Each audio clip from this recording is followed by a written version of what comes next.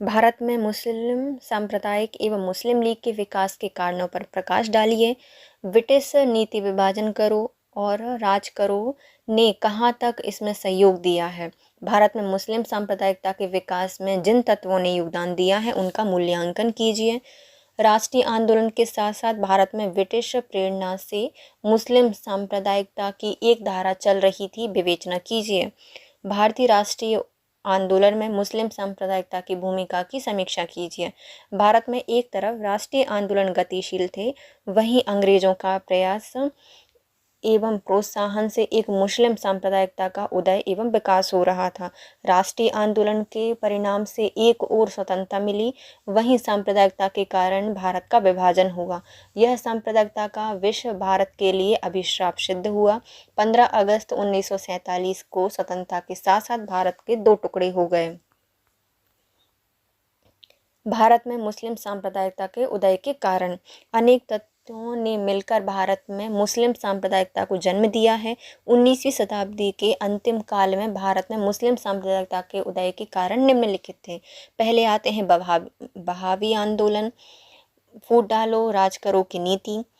तीसरा है अहमद खां का प्रयास और अलीगढ़ का वातावरण और बंग भंग, यह प्रमुख कारण थे जिनके कारण मुस्लिम सांप्रदायिकता के उदय हुआ। पहला आता है बहावी आंदोलन।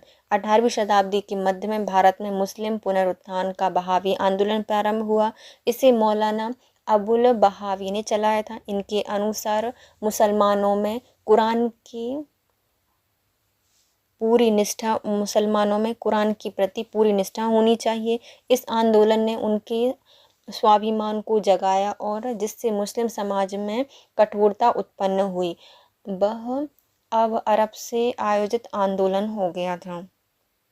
फिर आता है फूट डालो राज करो की नीति। 1857 के स्वतंत्रता संग्राम के बाद अंग्रेज सशक्त हो गए थे।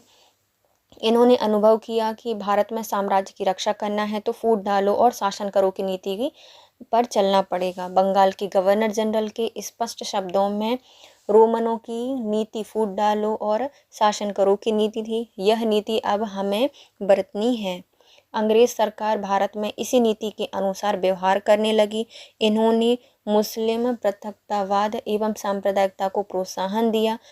अंग्रेजों के प्रोत्साहन और सहायता से भारत में मुस्लिम सांप्रदायिकवाद विकसित होने लगा। अब आता है अहमद खां के प्रयास।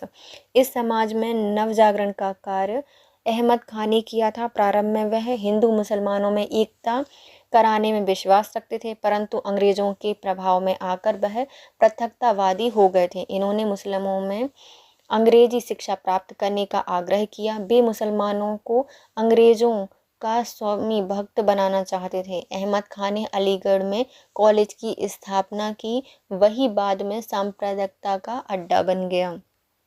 फिर आता है अलीगढ़ का वातावरण।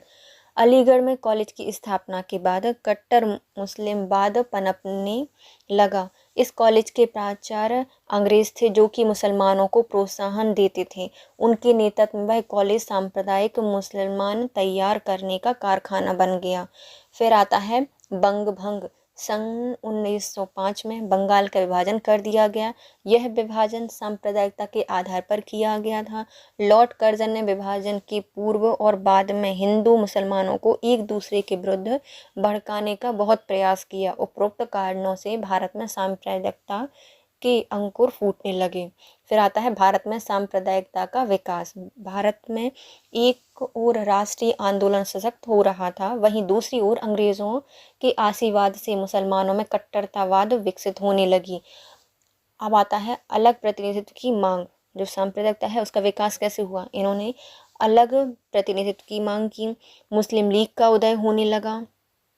फिर सांप्रदायिक प्रतिनिधित्व की घोषणा कर दी गई। लखनऊ समझौता हुआ। खिलाफत आंदोलन, दंगे और झगड़े हुए। 1915 का एक्ट, पाकिस्तान की मांग, भारत छोड़ो आंदोलन का विरोध और भारत का बंटवारा।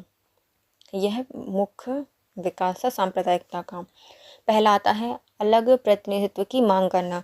1906 के कर्जन के स्थान पर लॉर्ड मिंटो भारत के वायसराय बनकर आए। इन्होंने फूट डालो और राज करो की नीति प्रारंभ कर दी।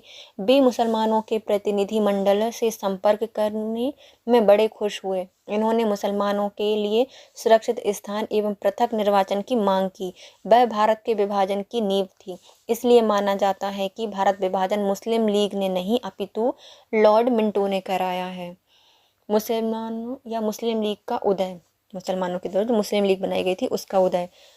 30 नवंबर 1906 को मुस्लिम लीग की स्थापना की गई। इसका प्रथम अधिवेशन 2 वर्ष बाद अमृतसर में हुआ। इसका उद्देश्य निम्न है: पहला, भारतीय मुसलमानों को अंग्रेजों के प्रति विश्वास पात्र बनाना, मुसलमानों के अधिकारों की रक्षा करना, मुसलमानों का अन्य दलों से जीवित संपर्क बन कराना, और मुस्लिम लीग के उदय के कारण भारत में उनका एक संगठन मिल गया था। सांप्रदायिक प्रतिनिधित्व की घोषणा। सन 1909 में माल्य मिंटो एक्ट पारित हुआ। इसमें मुसलमानों के लिए पृथक आरक्षण, पृथक निर्वाचन की घोषणा कर दी गई। यह हिंदुस्तान के बंटवारे का प्रारंभ था। इसके लिए इंग्लैंड की सरकार अधिक उत्तरदायी थी। फिर आता है लखनऊ समझौता। कांग्रेस के नेताओं ने उस सांप्रदायिकता को शांत करने की चिंता थी। इन्होंने सोचा कि मुस्लिम लीग को शांत कर उसे राष्ट्रीय आंदोलन में लाया जाए। सन 1916 में कांग्रेस एवं मुस्लिम लीग का अधिवेशन लखनऊ में हुआ और उस समय दोनों दलों में समझौता हुआ। इसे लखनऊ समझौते के नाम से जाना जाता है। इसके अनुसार कांग्रेस ने मुसलमानों के पृथक निर्वाचन की मांग को स्वीकृति दे दी। फिर आता है खिलाफत आंदोलन। 1920 में कांग्रेस द्वारा असहयोग आंदोलन चलाया गया। उस समय मुसलमानों को इसमें शरीक करने के लिए खिलाफत आंदोलन को भी असहयोग आंदोलन का ही भाग बना दिया गया। मुस्लिम लीग तुर्की के खलीफा के विरुद्ध इंग्लैंड द्वारा किए गए अन्याय के विरुद्ध में भारत में खिलाफत आंदोलन चला रही थी। इसको असहयोग आंदोलन के साथ संलग्न करना गलत था। दंगे एवं झगड़े। असहयोग आंदोलन को अचानक समाप्त कर देने के बाद भारत में निराशा फैल गई। अंग्रेजों को प्रोत्साहन और लीग के कट्टरपन के कारण भारत में सांप्रदायिक दंगे प्रारंभ हो गए। इन दंगों एवं झगड़ों के कारण हिंदू मुसलमानों में गहरी खाई बढ़ गई। इससे राजनीतिक स्थिति बदल गई। लीग ने महसूस किया कि अंग्रेजों से अधिक लाभ लेना है तो उग्रवादी बनना पड़ेगा। मुस्लिम नेताओं ने निष्कर्ष निकाला कि उन्हें पृथकतावादी एवं उग्र भाषा का प्रयोग करना चाहिए। मोहम्मद अली जिन्ना प्रथम राष्ट्रवादी, प्रथम कट्टरवादी बने। वे लीग नेता थे। उनकी मांग थी कि केंद्रीय व्यवस्थापिका एवं परिषद में मुसलमानों के स्थान सुनिश्चित रखे जाएं। 1915 का एक्ट 1935 के कानून द्वारा लीग को और शक्ति प्राप्त हुई। अब उनकी संख्या अनुपात में अधिक स्थान के सुरक्षित होने लगी थी। पाकिस्तान की मांग। सन 1930 के लीग के अधिवेशन में डॉक्टर मोहम्मद इकबाल ने 2 देशों के सिद्धांत को प्रतिपादित किया। इनके अनुसार हिंदू एवं मुसलमानों को दो अलग जाति हैं, इसलिए मुसलमानों को उनका स्वतंत्र अलग राष्ट्र पाकिस्तान मिलना चाहिए। 1940 में कांग्रेस के लाहौर अधिवेशन में मोहम्मद अली जिन्ना के द्वारा खुलेआम इसे स्वीकृति के लिए प्रस्तुत कर दिया गया। भारत छोड़ो आंदोलन का विरोध। सन 1942 में कांग्रेस ने भारत छोड़ो आंदोलन प्रारंभ किया तो मुस्लिम लीग ने इस आंदोलन का विरोध किया। इन्होंने पूरे भारत में कांग्रेस के विरुद्ध जहरीला वातावरण बनाया। भारत का बंटवारा। दूसरे महायुद्ध के मध्य इंग्लैंड से जितने भी प्रतिनिधि मंडल यहाँ आए उन सबके प्रस्तावों को जिन्ना ने ठुकरा दिया। कि बेवेल योजना के समय जिन्ना के शब्द, जब मुझे प्लेट पर रखकर पाकिस्तान भेंट किया जाएगा तो मैं यह योजना क्यों मानूं। मोहम्मद अली जिन्ना के द्वारा कहा गया था कि जब मुझे प्लेट में रखकर पाकिस्तान भेंट किया जा रहा है तो मैं यह योजना क्यों मानूं।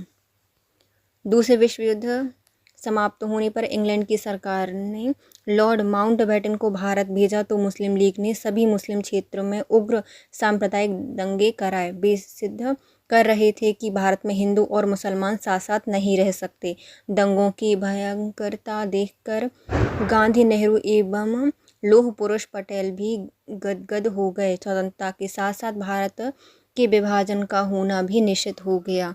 निष्कर्ष इस प्रकार अंग्रेजों की कूटनीति एवं दृढ़ता की नीति से लीग के माध्यम से भारत में फैलाए गए सांप्रदायिकता के जहर के कारण भारत का बंटवारा हुआ। अंग्रेजों की विभेद की नीति से हिंदू मुस्लिम एक न हो सके, भारत में रक्तपात हुआ, जनसंख्या का परिवर्तन हुआ, पाकिस्तान का निर्माण हुआ। अंग्रेजों की फूट डालो राज करो की नीति ने भारत को दो विभाजन करा दिया।